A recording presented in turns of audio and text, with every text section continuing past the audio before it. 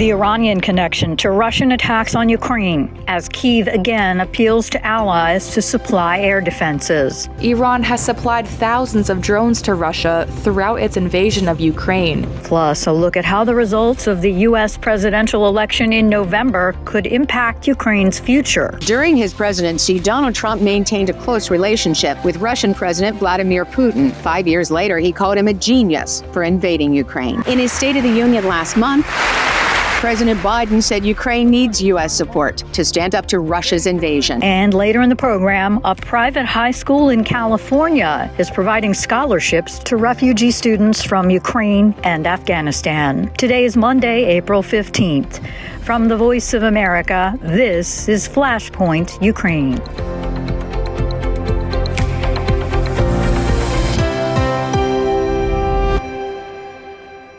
Good evening, I'm Lori London. Ukraine on Monday hailed the efficiency of Allied support to Israel in repelling Iran's air attack over the weekend and urged countries to follow that example when it comes to Ukraine. Ukrainian Foreign Minister Dmytro Kuleba. We urgently require additional Patriot and other modern air defense systems, weapons and ammunition. I take this opportunity to once again urge all of our partners to take extraordinary and bold steps. This war cannot and must not be normalized. Ukrainian air defense is now protecting not only Ukrainian skies from Russian air terror. It also shields neighboring Moldova, Romania and Poland from the immediate threat of missile and drone entering their airspace. In a similar message, Ukrainian President Volodymyr Zelenskyy used his address Sunday to condemn Iran's drone and missile attack on Israel and said his country, like Israel, also needs help from allies to fend off threats from the air. Christy Kilburn with Reuters has more. In a nightly address, Zelenskyy said that, quote, Israel was not alone in this defense, adding that, quote, when Ukraine says that the allies cannot turn a blind eye to Russian missiles and drones, it means that it is necessary to act and act strongly. The war in Ukraine has escalated in recent weeks. Ukraine's top commander said on Sunday that Russian forces aim to capture the town of Shavis Yar by May 9th, setting the stage for an important battle for control of high ground in the east, where Russia is focusing its assaults. Since late March, Russia has launched multiple major attacks on Ukrainian energy infrastructure, inflicting significant damage to the Ukrainian power system and causing emergency power cuts in some regions.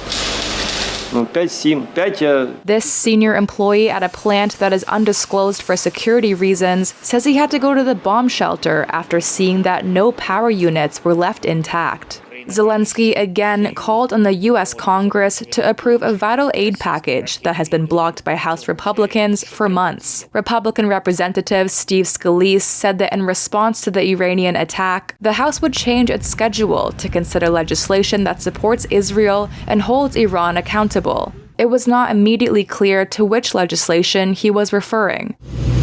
Iran has supplied thousands of drones to Russia throughout its invasion of Ukraine. They've been used to exhaust Ukrainian air defenses and hit infrastructure far from the front lines. That was Christy Kilburn with Reuters reporting. And now we're joined by Anna Chernikova in Kyiv for reaction on the ground. Anna, what can you tell us? Well, Ukrainian society in general in this situation is more supportive to Israel. And of course, this latest attack for Ukrainians was very much understandable because Ukrainians are living through similar attacks every day for the past more than 2 years.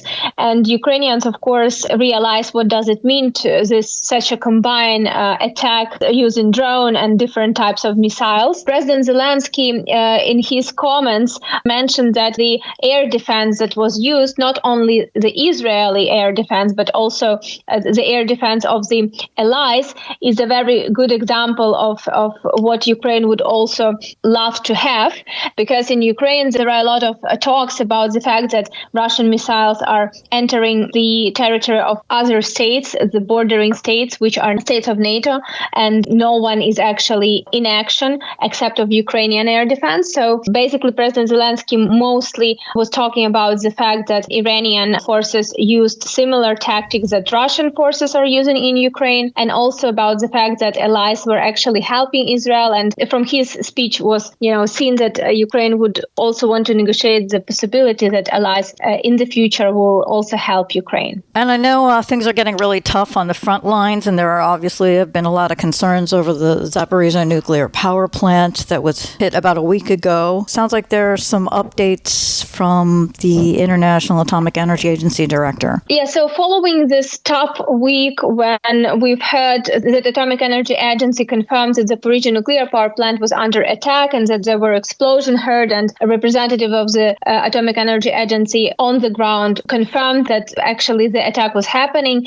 reportedly with the use of drone. And at this point, we do not have confirmation of whose drones was that, because Ukraine accuses Russia and Russia accuses Ukraine. But the latest is Rafael Grossi. He confirmed that all 6 reactor units of the Ukrainian Zaporizhzhia nuclear power plant was shut down to cold. So basically, what does it mean? That all reactors are now operating just to make sure that the station is active, but we do not have this real, operation of the plant of such capacity.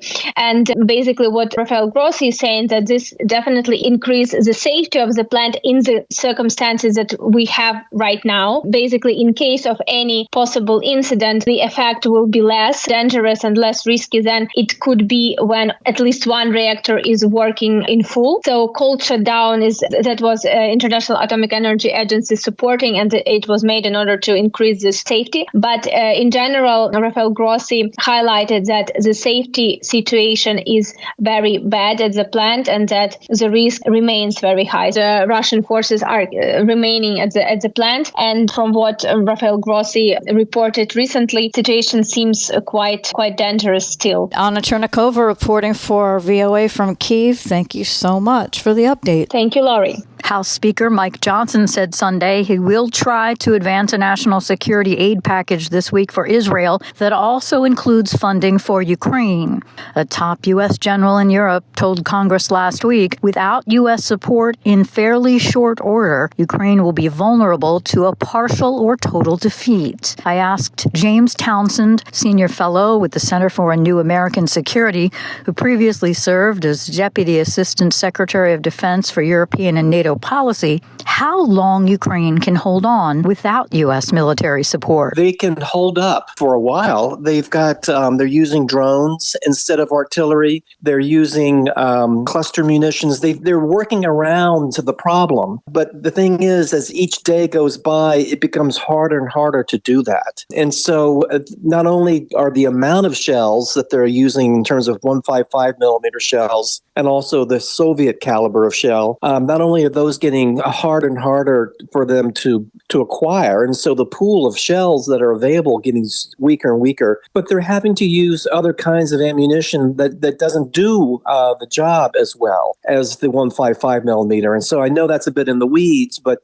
it just shows that Ukraine is trying all kinds of strategies to buy time until the Americans can get their act together politically and start back up in terms of providing the kinds of ammunition that they really need. Another kind of ammunition they need is the air defense missiles. The Russians right now are really wreaking havoc. They've destroyed a major electrical facility that Ukraine has. It was destroyed. It was using thermal energy to produce electricity, and it was destroyed completely. And so they need Patriot missiles. They need other kinds of missiles that are used to shoot down drones or ballistic missiles or aircraft, whatever it might be. And that's something that they really need. So they can hold out, but it gets harder and harder and harder and harder as the days go by. When you say hold out, you mean just barely hanging on, though. Can they actually win this war at the rate it's going? No, they certainly cannot if the U.S. does not provide any assistance at all. Europe, as hard as they're trying right now,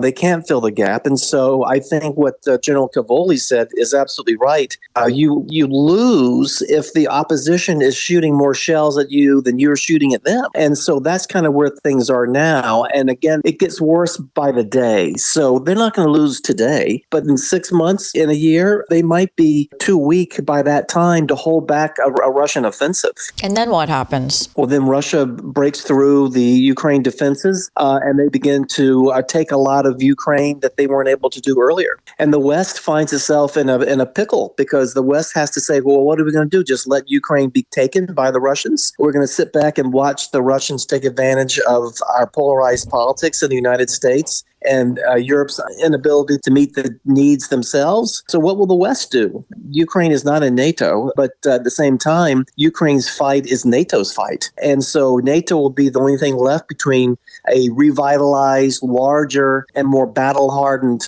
Russian army and the rest of Europe. And so this is an acute period now where we've got to turn things around. And we don't hear a lot about it, of the suffering. There's a pretty intense humanitarian crisis going on now across the country as well. There is. And it's the only way to halt that humanitarian catastrophe is to provide air defense so that you don't have this rain of death coming down on the Ukraine people. And so it's just unconscionable to sit back and let the time go by while the Republicans in the House of Representatives are trying to figure out what they want to do. There's a lot of concern there, too, that what happens in the election in November here in the U.S. That's right. And that certainly worries the allies. You know that Putin would certainly be very happy if Trump came back. Trump would certainly reduce, if not eliminate, U.S. support for Ukraine, leaving Europe holding the bag and Ukraine being at the mercy of the Russians. So, yes, there's concern in a lot of European capitals, and there's a potential celebration in Moscow if, in fact, Trump comes back. The Europeans are working very hard to step up their own support for Ukraine, but that isn't enough without the U.S. aid, correct? That's right. They need a couple more years, frankly, to increase the production of artillery shells and that kind of thing. And so they can't do it in their current state of their defense industry. They're trying, and they're going around and trying to find stocks of ammunition that are in warehouses or whatever that might be available across Europe or globally. The Czechs are being very effective doing that. But in terms of new production, they're not going to be able to be at scale for a couple of years. James Townsend, Senior Fellow with the Center for a New American Security. Since Russia's invasion of Ukraine over 2 years ago, the divisions between congressional Democrats and Republicans over sending military aid to Kyiv have deepened. VOA's senior Washington correspondent Carolyn Presutti explains how the two presidential frontrunners differ on how to handle the Russian war in Ukraine. For 2 years, an all-out war in Ukraine. This week, the U.S. approved the sale of $138 million of upgraded equipment for Ukraine's Hawk air defense systems that counter Russian missile strikes. In his State of the Union last month, President Biden said Ukraine needs U.S. support to stand up to Russia's invasion. If anybody in this room thinks Putin will stop at Ukraine, I assure you he will not. Ukraine can stop Putin if we stand with Ukraine and provide the weapons that needs to defend itself. Since the invasion began, the Biden administration has imposed sanctions on Russian individuals and entities and sent $75 billion in assistance to Ukraine. As the son of a Ukrainian immigrant, Stephen Cassels says he will vote for Biden. Watching the war there and watching Putin and watching the people that, for me, unfortunately, President Trump has aligned himself with, at least emotionally, is very scary. It's an honor to be with you. Thank you. Thank you. Thank you. During his presidency, Donald Trump maintained a close relationship with Russian President Vladimir Putin. 5 years later, he called him a genius for invading Ukraine. The Washington Post reports that Trump has said he would end the war by pressuring Ukraine to cede land to Russia. Ukrainian President Volodymyr Zelenskyy calls that a primitive idea. At a recent rally, Trump recalled a conversation he had with a country leader, delinquent on NATO payments for Ukraine. Well, sir, if we don't pay and we're attacked by Russia, will you protect us? I said, no, I would not protect you. In fact, I would encourage them to do whatever the hell they want. You got to pay. Biden and Trump differ greatly over how to end the war in Ukraine. President Trump has made a promise to the American people, and they can trust that he will deliver on it to end the war in Ukraine, to negotiate a peace deal with both sides. And that's why Isaac Geer of New Hampshire will vote for Trump. It's really important to me that we stay out of any foreign wars. Carolyn Presutti, VOA News. You're listening to VOA's Flashpoint Ukraine.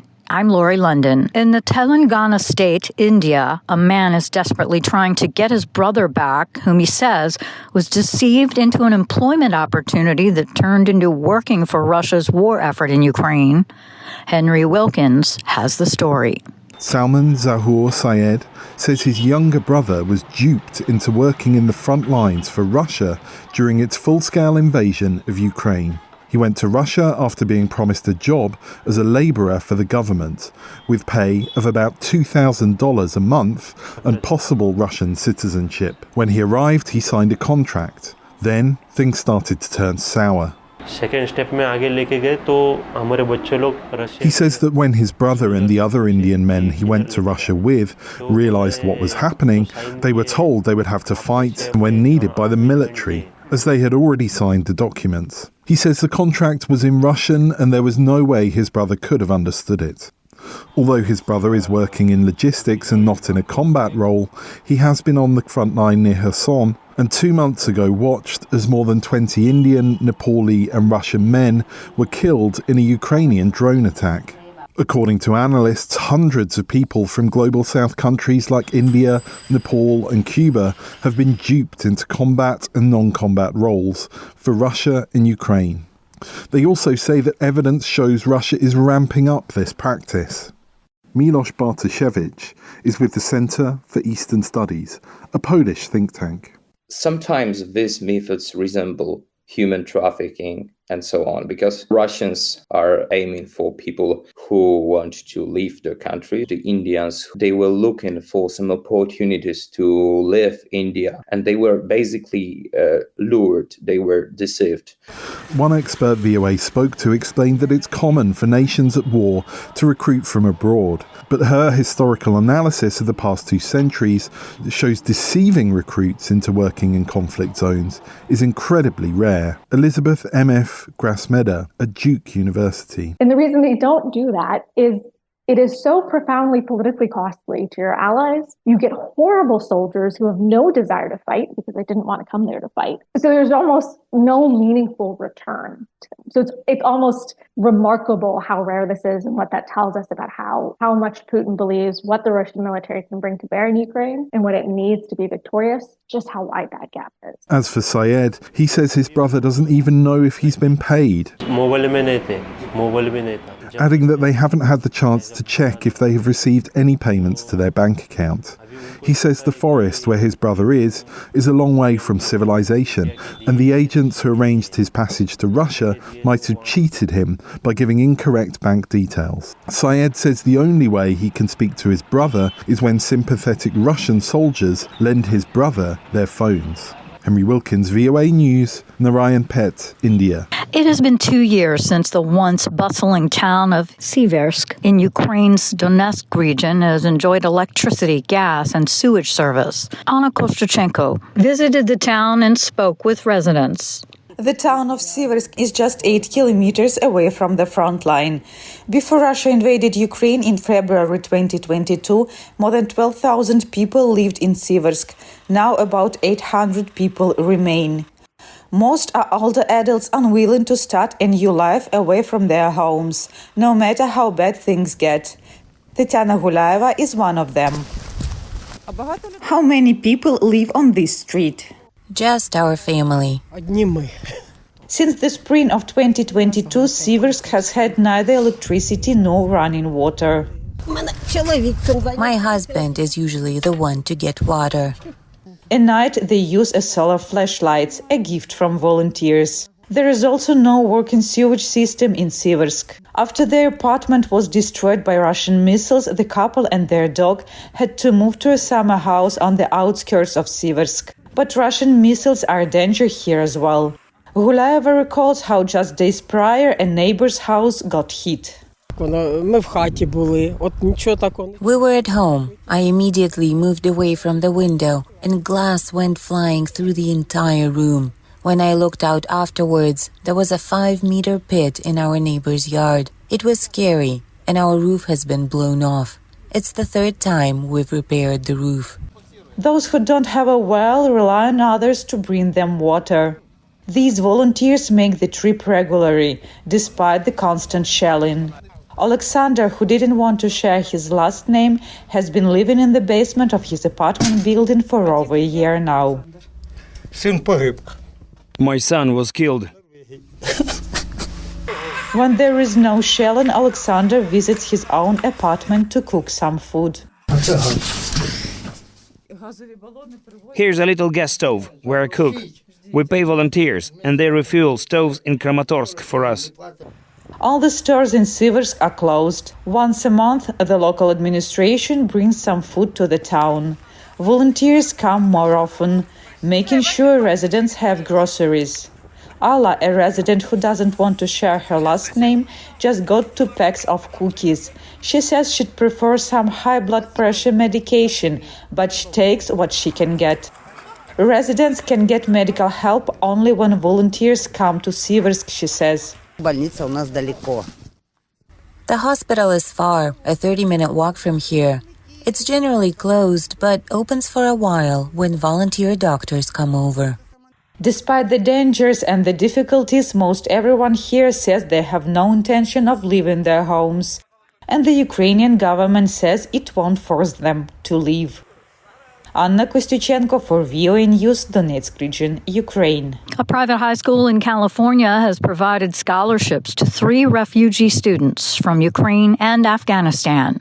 VOA's Jenya Dulot has the story of an American educator who has opened her home to 2 of them as they complete their studies. High school student Anna Chernikova was studying in Kyiv when Russia invaded Ukraine in 2022. I would never think that I would really experience war, all these bombs, which I really witnessed. When the women in her family fled to Poland, she reached out to High Bluff Academy here in San Diego, California, and got a full scholarship. After all these inhumane things, coming here and seeing that people here want to embrace me with their hearts and all the kindness they give me, I think this is a big thing to always remember. School founder Jill Duto sent the teen airline tickets and is paying for her education here. I've always wanted to help. There's so many people in need. It's where do you start? And I've always donated money to charity, but you don't get the same sense of satisfaction just writing a check,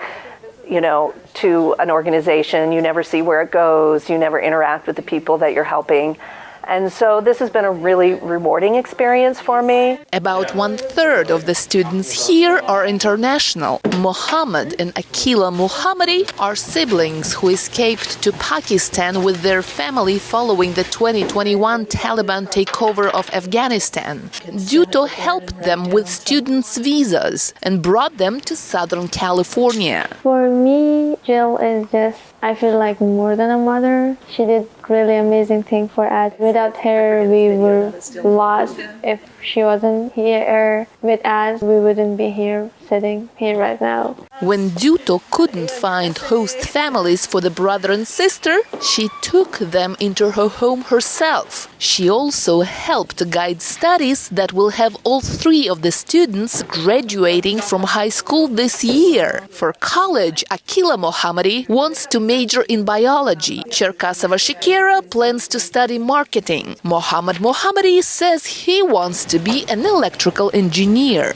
I do want to major in computer science and engineering, so I really want to fill the gaps in my education from back Afghanistan to here, especially in mathematics, and improve my English. Duto is also collaborating with a learning center in Afghanistan to help Afghan girls complete their studies online and receive high school diplomas from High Bluff Academy so they can apply to universities abroad. Jenya Dulot, VOA News, San Diego, California.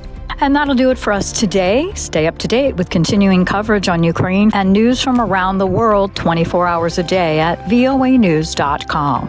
And on social media, just follow VOA News.